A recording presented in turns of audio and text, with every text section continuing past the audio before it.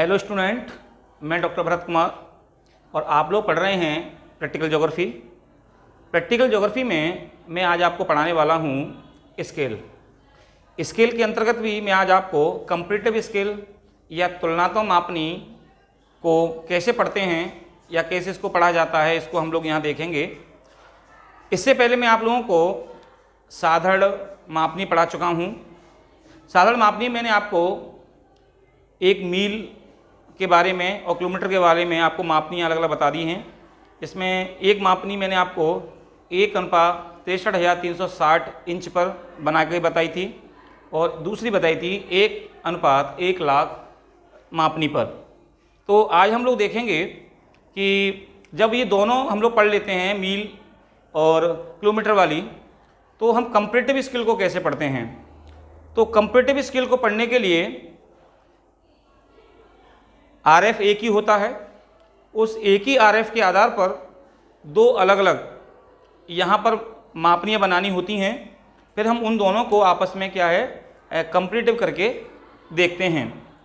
तो आप लोग जानते होंगे कि जब हम कोई नक्शा पढ़ते हैं तो नक्शे के नीचे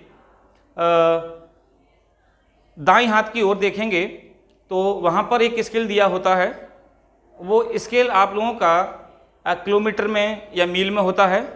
आपको कुछ ऐसे भी नक्शे मिल जाएंगे जहाँ पर आपको किलोमीटर और मील दोनों के कंपैरेटिव करके आपको बताएगा कि आप इतने इंच लेंगे तो इतनी दूरी को शो करेगा या इतने सेंटीमीटर लेंगे तो इतने किलोमीटर की दूरी को शो करेगा। अब हम लोग यहाँ समझते हैं कि आपके सामने एक क्वेश्चन दिया गया है। क्वेश्चन है 1:36 निरूपक भिन्न पर बने किसी मानचित्र के लिए एक तुलनात्मक मापनी की रचना कीजिए जिसमें गज, फीट तथा मीटर और डेसीमीटर की दूरी पढ़ी जा सकें। तो हमें एक यहाँ पर एक पैमाना पढ़ना है और उसमें हम लोग गज, फीट को पढ़ेंगे और दूसरे पे हम लोग पढ़ेंगे मीटर, सेंटीमीटर को। तो सबसे पहले हम लोग यहाँ देखेंगे कि यहाँ पर हमें अलग अलग दो, यहाँ पर हमें आरएफ को दो बार सॉल्व करना पड़ेगा। तो सबसे पहले हम इसे ही ले लेते हैं, गज और फीट वाले को। तो यहाँ हम लिख लेते हैं नंबर 1 गज व फीट का निरूपक भिन्न हल करने पर। तो सबसे पहले हम लोग यहाँ पढ़ेंगे। तो यहाँ हम देखेंगे कि आरएफ दिया गया है 1:36। तो पहले हम लोग इसको गज, फीट वाले को हम सॉल्व करेंगे निरूपक भिन्न के आधार पे। तो हम यहाँ लिखेंगे कि मानचित्र पर एक, हमेशा ध्यान रखते हैं कि जितने भी आरएफ आते हैं किसी भी पैमाने में आते हैं, यहाँ आप देखेंगे कि 1:36 है तो ये इसका अंश होता है और ये हर होता है। अंश हमेशा एक रहता है और ये हर की संख्या अलग अलग हो सकती है। तो ये जो संख्या एक दी गई है ये तो मानचित्र को प्रदर्शित करती है और ये जो 36 दिया गया है ये आपके धरातल की दूरी को प्रदर्शित करता है। तो मानचित्र पर एक, अब आगे हमें देखना है कि यहाँ इंच लिखें या सेंटीमीटर लिखें। तो आप लोग जानते होंगे कि जैसे हम लोग जो सॉल्व कर रहे हैं गज, फीट वाले को पहले सॉल्व कर रहे हैं तो गज और फीट ये इंचों में आते हैं। आप जानते भी होंगे कि 12 इंच बराबर 1 फीट होता है और 3 फीट बराबर 1 गज होता है। इसी प्रकार से गज से आगे फल्लांग बनते हैं, फिर मील बनते हैं। तो हम ये जानते हैं कि गज और फीट जो इंचों में आते हैं तो मानचित्र पर यहाँ लिखना होगा मानचित्र पर 1 इंच। तो इंच के लिए आप ऐसे निशान लगा दें। मानचित्र पर 1 इंच बराबर, अब ये जो है वो धरातल का है तो मानचित्र पर 1 इंच बराबर धरातल पर 36 इंच। मानचित्र पर 1 इंच की दूरी और धरातल के 36 इंच को प्रदर्शित करती है। यहाँ ये भी लिखेंगे, चूँकि 1 इंच बराबर, अब आप जानते होंगे कि ये जो 36 इंच होते हैं, या हम 1 इंच बराबर 36 इंच लिखेंगे, या हम ये देखेंगे कि 36 इंच किस में आते हैं। तो आपको पता होगा कि 36 इंच होते हैं वो किस में आते हैं, गज में आते हैं। यानी कि 1 गज में 36 इंच होते हैं या 3 फिट होते हैं। तो हम यहाँ लिखेंगे, चूँकि 1 इंच बराबर, लिख लो 36, लिख लो पहले वाली 36 इंच बट्टे, अब यहाँ हम देखेंगे किसका भाग देंगे, पड़वा क्या रहा है, वो पड़वा क्या रहा है यहाँ तो देखेंगे, वो पड़वा रहा है गज और फिट। तो बड़ी का ही गज है, तो गज 1 गज में कितने इंच होते हैं, 36। तो यहाँ लिखेंगे 36, 36 का 36 से भाग देंगे तो बराबर आएगा 1 गज। यानी कि मानचित्र की 1 इंच की दूरी और धरातल के 36 इंच को क्या करती है, प्रदर्शित करती है। तो हमने ये लिख लिया, चूंकि 1 इंच बराबर 1 गज। तो हम लोग ध्यान रखते हैं कि अगर मापनी अगर हम लोग बना रहे हैं तो हम लोग सामान्यतः 6 इंच की दूरी लेते हैं या 5 की लेते हैं, लेकिन हम यहाँ मोस्टली 6 इंच का प्रयोग करते हैं। तो हम यहाँ लिखेंगे, चूंकि 1 इंच प्रदर्शित करता है 1 गज को, इसलिए 6 इंच प्रदर्शित करेगा 1 गुणा 6 बराबर 6 गज को। यानी कि मानचित्र की 1 इंच की दूरी 1 गज को दिखा रही है, इसलिए 6 इंच की दूरी कितने को दिखाएगी, ये यहाँ पे 6 गज को दिखाएगी। 1 इंच की दूरी 1 गज, तो 6 इंच की दूरी 6 गज को दिखाएगी। तो पहला तो हमारा ये आ गया 1 इंच, यहाँ पे हमारा आ गया 6 इंच बराबर 6 गज। तो हमें एक तो इसका पैमाना बनाना पड़ेगा जिसमें हमारी 6 इंच की एक रेखा होगी और जो कि 6 गज को प्रदर्शित करेगी। इसके बाद हम लोग क्या करेंगे कि दूसरे वाले को सॉल्व करेंगे जो है मीटर और डेसी। यहाँ पे हम लोग देखेंगे कि गज फीट को, तो उसका आंसर आया था 6 इंच बराबर 6 गज। यहाँ पर अब हम दूसरी मापनी के लिए सॉल्व कर रहे हैं 1 नंबर 36 पर ही, वो होगा मीटर और डेसीमीटर में।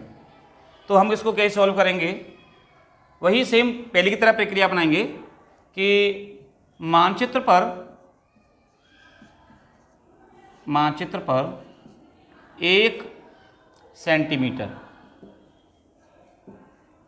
तो मैं आपको बता चुका हूँ कि यहाँ पर सेंटीमीटर शब्द आएगा या इंच आएगा, यह डिपेंड करता है कि यहाँ पर वो क्या पढ़वा रहा है।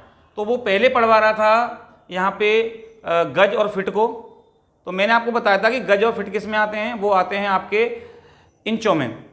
तो हमने यहाँ पर 1 इंच शब्द लिया था, लेकिन अब वो कह रहा है कि मीटर और डेसीमीटर को पढ़िए। तो मीटर और डेसीमीटर किससे बनते हैं, सेंटीमीटर से बनते हैं। आप लोग जानते होंगे कि 10 सेंटीमीटर बराबर 1 डेसीमीटर होता है और 10 डेसीमीटर मीटर होता है। इस प्रकार से मीटर, डेकामीटर, हेक्टोमीटर, किलोमीटर, ऐसे वहाँ पे इंच, फिट, गज, फल्लांग, मील ऐसे बनते हैं। अगर आपको इसकी और ज़्यादा डिटेल से जानकारी चाहिए तो आप इसी मेरे YouTube चैनल पर जाएंगे तो आपको एक वीडियो मिलेगा MKS और FPS। वहाँ पर डीपली बताया गया है कि मील या किलोमीटर जो होते हैं वो कैसे बनते हैं, कितने इंच होते हैं और कितने सेंटीमीटर होते हैं, उनकी सारी इकाइयाँ वहाँ दी गई हैं। तो यहाँ हम लोग देखेंगे दोबारा से कि मानचित्र पर 1 सेंटीमीटर की दूरी बराबर धरातल के कितना है, 36 सेंटीमीटर दूरी। यानी मानचित्र पर तो 1 सेंटीमीटर की दूरी प्रदर्शित होती है और धरातल पर होती है 36 सेंटीमीटर की दूरी। अब हम ऐसे लिखेंगे यहाँ पे, चूंकि 1 सेंटीमीटर मानचित्र पर बराबर 36 सेंटीमीटर धरातल पर, ये ध्यान रखेंगे। अब अपॉन अब यहाँ वही संख्या हमें रखनी पड़ेगी जो वो पढ़वा रहा है, तो वो क्या पढ़ मीटर, क्या पढ़वा रहा है मीटर। तो हम क्या करेंगे कि ये जो मीटर दिए गए हैं, अब 1 मीटर में कितने सेंटीमीटर होते हैं, 100 होते हैं, तो हम क्या करेंगे 100 को यहाँ रख लेंगे। फिर जब आप 100 का भाग देंगे इसमें जब 100 का भाग देंगे तो ये आएगा 0.36 मीटर, 0.36 मीटर ये आएगा। अब हम इसको आगे और सॉल्व करेंगे। चूंकि 1 सेंटीमीटर प्रदर्शित करता है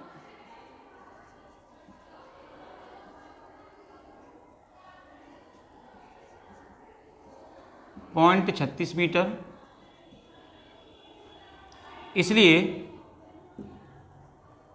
15 सेंटीमीटर प्रदर्शित करेगा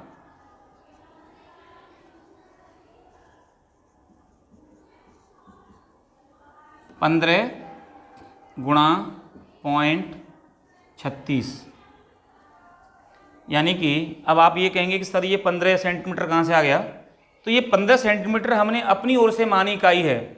ये इकाई जो है 15 सेंटीमीटर वो हमने अपनी ओर से मानी है। जैसे हमने पहले में हमने कितना माना था, उसमें हमने 6 इंच लिया था, इसी में हम लोग क्या करते हैं कि इसको हम लोग यहाँ 15 सेंटीमीटर मान लेते हैं। तो अब हम लोग क्या करेंगे कि 15 सेंटीमीटर कितने को प्रदर्शित करेगा, तो 15 गुणा 0.36, तो जब आप इसमें सॉल्व करेंगे तो इसका ये आएगा 5.4 मीटर, यानी कि जब आप इसको सॉल्व करेंगे तो सॉल्व करने पर ये आएगा 5.4 मीटर। अब यहाँ पर एक चीज़ देखेंगे कि 15 सेंटीमीटर की अगर आपको रेखा बनाएंगे तो आपको 5.4 मीटर की दूरी को वहाँ प्रदर्शित करना होगा, लेकिन ये जो संख्या हमारी है वो राउंड फिगर में नहीं आई है या निकटवर्ती संख्या में नहीं आई है, जिससे आपको स्केल बनाना काफ़ी टफ होगा। और इसलिए हम क्या करेंगे कि ये 5.4 मीटर की दूरी है, इसको यहाँ पर कोई निकटवर्ती संख्या के आधार पर, निकटवर्ती का संख्या मतलब होता है या तो आप 5 पे या फिर 6 पे, वैसे निकटवर्ती से 5 ही होगी, हम इसको 6 भी पढ़ सकते हैं, तो हम लोग इसको 5 के आधार पर पढ़ेंगे। तो हम यहाँ लिख लेंगे पहले कि 5.4 मीटर एक पूर्णांक संख्या नहीं है, अतः हम 5.4 के स्थान पर 5 मीटर की दूरी को पढ़ेंगे। यानी कि ये जो 5.4 मीटर आपका जो आंसर आया था अभी 15 सेंटीमीटर बराबर, तो हम अब इसको नहीं पढ़ रहे हैं, इसकी निकटवर्ती संख्या 5 मीटर को हम लोग पढ़ेंगे। तो हमें इसको क्या और आगे इसको सॉल्व करना पड़ेगा। चूँकि 15 सेंटीमीटर प्रकट करता है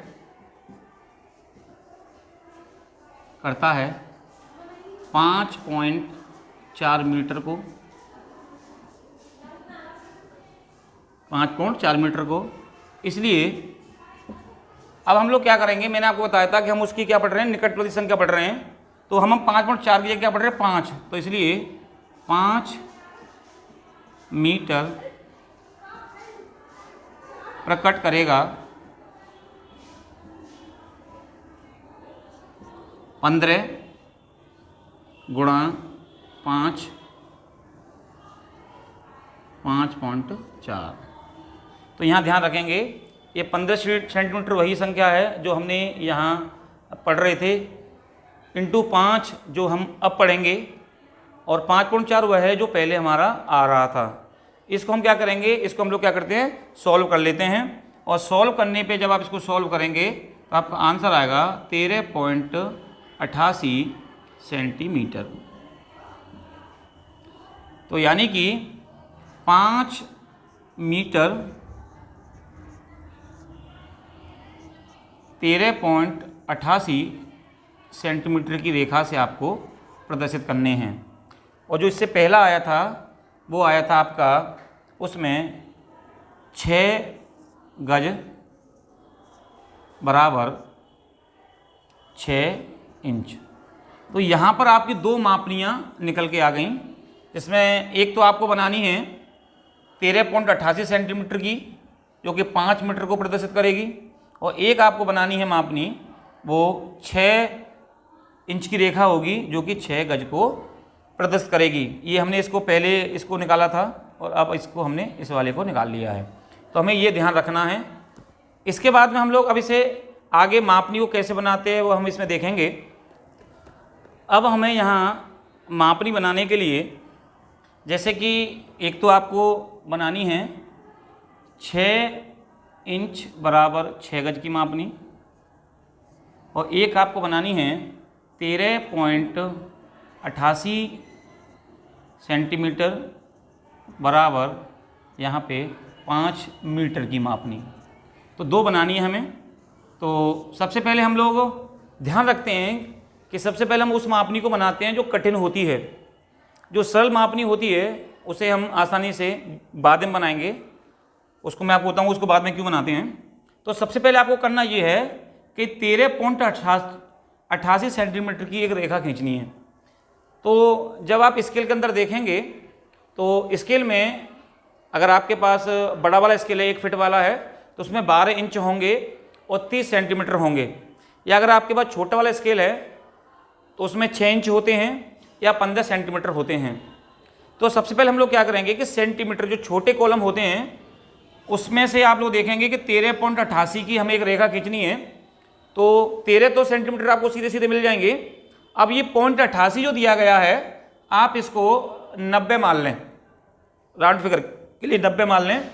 तो अब आपको करना ये है कि 13.9 सेंटीमीटर रेखा खींचनी है, यानी कि 13 सेंटीमीटर पूरे लेने हैं और 1 सेंटीमीटर 10 छोटे छोटे मिलीमीटर के कॉलम होते हैं, 9 उसमें से लेने हैं, या 14 से 1 मिलीमीटर कम आपको कॉलम लेना है। तो सबसे पहले हम क्या करेंगे, यहाँ सबसे पहले एक रेखा खींचेंगे जो कि 13.88 या 13.90 सेंटीमीटर की होगी। अब ये 13.90 सेंटीमीटर रेखा है, इसके आपको 5 भाग करने हैं। कितने भाग करने हैं? 5। तो 5 भाग करने के लिए आप लोग क्या करेंगे कि सबसे पहले एक खड़ी रेखा करें बिल्कुल सीधी, और एक रेखा खड़ी सीधी इधर करें। इनको 90 डिग्री के एंगल पे ले लें सीधी दोनों को। जितने भाग आपको करने हैं, जैसे हमें करने हैं 5 भाग, कितने भाग करने हैं? 5 भाग। तो यहाँ पर प्रकाल में एक दूरी भरें और उस दूरी को समान दूरी को लेते हुए यहाँ से इसमें 4 कट लगा लें। 4 जैसे 1 2 3 4, यही समान दूरी इधर लें और यहाँ भी आप 4 कट लगा लें। 4। ध्यान रखेंगे कि जितने आपको भाग करने हैं उनसे एक भाग कम कट लगाते हैं। अगर आपको 6 भाग करने हैं तो 5 कट लगाएं, अगर आपको 7 करने हैं तो 6, अगर आप लोगों को 3 करने हैं तो 2। अब हमें करना ये होगा कि यहाँ पर आप लोग देखेंगे कि ये जो दिए गए हैं इनको आपस में मिलाते हैं, यानी कि इसका जो पहला भाग है वो आप इसके अंतिम वाले से मिलाएंगे। ऐसे जब आप इसको लेंगे तो इस प्रकार से ये क्रॉस होते चले जाएंगे।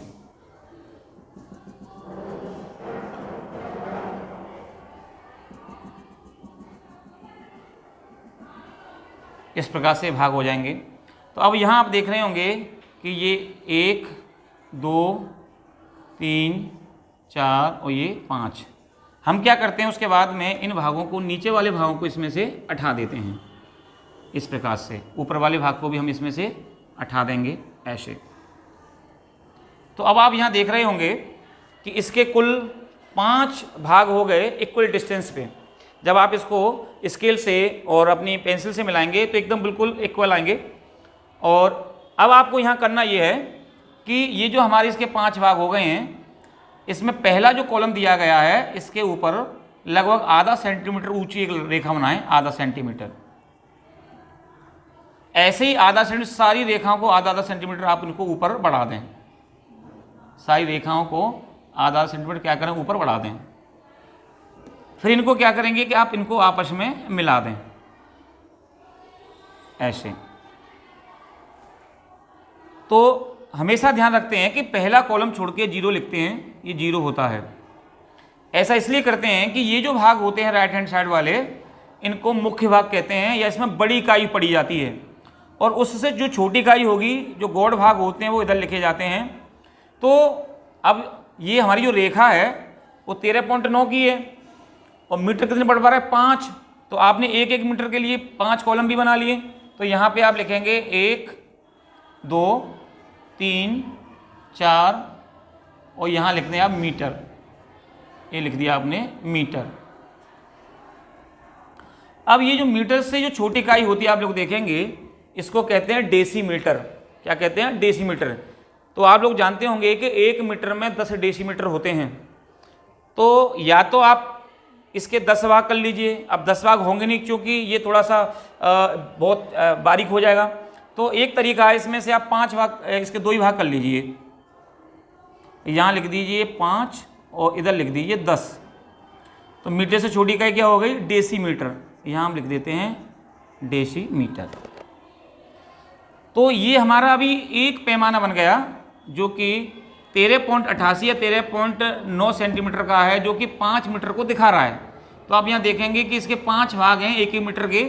ये भाग 1 मीटर को दिखा रहा है, ये भी 1 को दिखा रहा है, ये 1, तो ये भी 1 को ही दिखा रहा है। बस अंतर ये है कि ये यहाँ हमने बड़ी इकाई मीटर लिख रखा है, और ये मीटर से छोटी क्या होती है? डेसीमीटर होती है।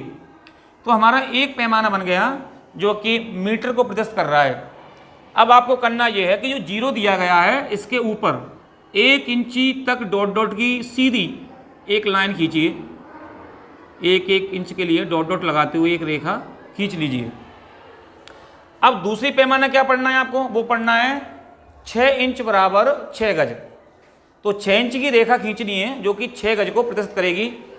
अब ये इसलिए मैंने आपसे कहा था कि इसको बाद में बनाएंगे, क्योंकि 1 इंच के 6 भाग तो नॉर्मल है, आपको इनकी तरह डिवाइडेशन नहीं करना है। स्केल लें, पैमाना लें, पैमाने को इस प्रकार से रखिए कि 1 इंच भाग तो पैमाने का इधर आ जाए, 1 इंच तो इधर आ जाए, और 5 इंच आपके इधर आ जाएं।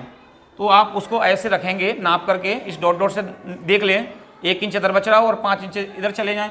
तो इसको इस प्रकार से आप इसको ऐसे 5 इंच वाला भाग इधर और 1 इंच वाला भाग इधर चला जाएगा। इसको भी हम 1 इंच के पे भाई हम लोग क्या करेंगे, इसका निशान लगा लेंगे। निशान लग गए। इसको भी वही सेम आधा सेंटीमीटर ऊपर लें, इसको आधा सेंटीमीटर रेखा को लेते हुए, और इनको भी इस प्रकार से यहाँ इनको बना दें। अब आप यहाँ देखेंगे कि ये जो भाग है, यहाँ पे हम लोग जीरो लिख देते हैं। जीरो के सामने जीरो। एक चीज़ और ध्यान रखेंगे कि आप जो कंपैरेटिव स्केल बना रहे हैं तुलनात्मक मापनी, उसमें जीरो के सामने जीरो आना चाहिए। अगर जीरो के सामने जीरो नहीं आता है तो वो आपका गलत है, सही नहीं है वो। फिर यहाँ पे हम क्या लिखेंगे? यहाँ लिखेंगे 1, यहाँ 2, 3, 4 और 5, और इधर लिखेंगे गज, क्योंकि ये हम लोग गज के लिए पढ़ रहे हैं। और गज से जो छोटी इकाई होती है वो क्या होती है? वो होती है फीट। तो आप जानते होंगे कि 1 गज में कितने फीट होते हैं? 3 फीट होते हैं। तो यहाँ पे इसके 3 ही भाग कर लेना आप करके, 1, 2 और ये 3। यहाँ पे लिख दें 1, 2 और 3, इधर आप लिखेंगे फीट। अब ये आप देख पाएंगे कि ऊपर वाली जो पैमाना है वो गज और फीट को पढ़ रहा है, जो कि देखो यहाँ पढ़वा रहा था आपसे, गज फीट को पढ़िए। नीचे वाला पैमाना है वो मीटर और डेसीमीटर को पढ़ रहा है, जो कि आपको यहाँ क्वेश्चन में बोला गया था पढ़ने के लिए। अब आपने दोनों यहाँ पर पैमाने कंपैरेटिव रूप से पढ़ लिए हैं, और इसके ऊपर हम लोग लिख देते हैं RF, यानी 1:36। अब ये जो स्केल दिया गया, आप इसको थोड़ा सा डेकोरेट भी कर सकते हैं। उसके लिए आप जैसे एक कॉलम में पहले आप थोड़ा सा शेड दे दें, फिर दूसरा कॉलम छोड़ें, इसमें शेड दे दें, ये छोड़ के आप इसमें शेड दे सकते हैं। ऐसे ही आप इसको भी बना सकते हैं।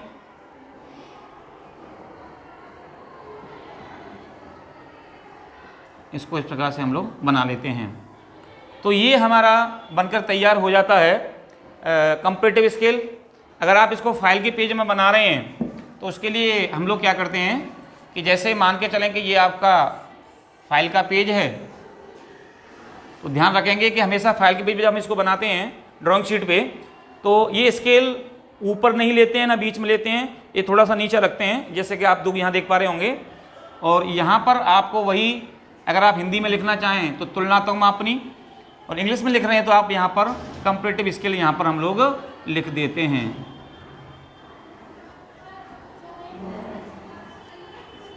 या यहाँ पे मापनी लिख लेते हैं। इस प्रकार से ये तैयार हो जाता है तुलनात्मक मापी मानचित्र। और इससे पहले मैं आप लोगों को इसी मेरे आप यूट्यूब चैनल पर जाएंगे तो यहाँ आपको सिंपल स्केल, डायगोनल स्केल और ये कंपैरेटिव स्केल आपको देखने को मिल जाएगा। और इसी प्रकार आप टोटल प्रैक्टिकल की वीडियो देखना चाहते हैं तो यहाँ पर अधिकांश वीडियो डली हुई हैं और कुछ वीडियो यहाँ पे पर डे अपलोड की जाती हैं। तो अगर आप लोगों को ये समझ में आ गया हो तो एक बार लाइक और चैनल को सब्सक्राइब जरूर करें। Thank you.